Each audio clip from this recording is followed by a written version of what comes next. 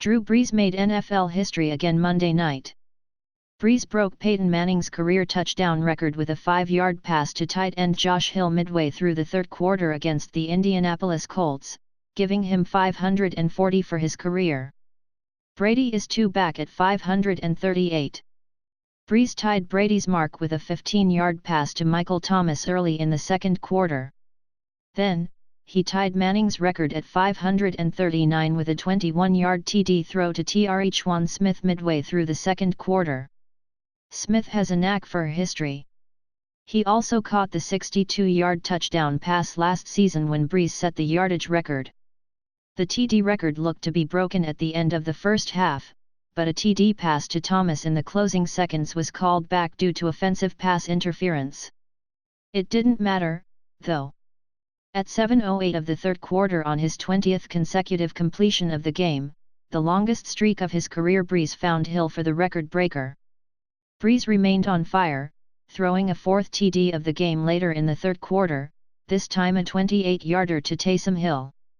Last season, Brees, who turns 41 next month, also broke Manning's record for career passing yards, and he entered Monday night's game with 76,577 yards. The NFL stopped that game for the accomplishment with a brief ceremony that included his family and a representative from the Pro Football Hall of Fame. This one came with less fanfare, likely because Brady could overtake the record as early as Saturday. But Brees was recognized on the scoreboard and took time to point to a section of the crowd before hugging coach Sean Payton and several players on the sideline. Brady, meanwhile, was among many NFL players to take to social media and applaud Brees for his achievement.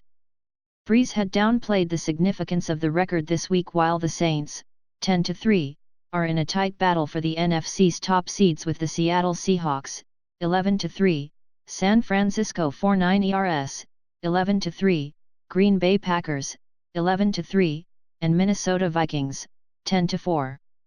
I think, obviously, before the season, you know you are a certain distance away. But then once the season starts, you just focus on winning games and doing what I need to do as a quarterback of this team to put us in the best position to succeed and to win, Brees said this week. And with that, I guess the statistics come, and maybe they add up.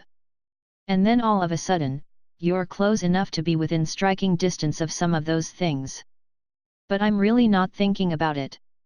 Thomas, meanwhile, broke his own franchise record of 125 catches in a season, which he set last year. And he remains on pace to break Marvin Harrison's NFL record of 143 catches in a season. If Brees and Brady both pass Manning, it will be the first time the NFL's top two leaders in career TD passes were active players since Johnny Unitas and Fran Tarkenton in 1973. Since then, Tarkenton, Dan Marino, Brett Favre and Manning have held the record.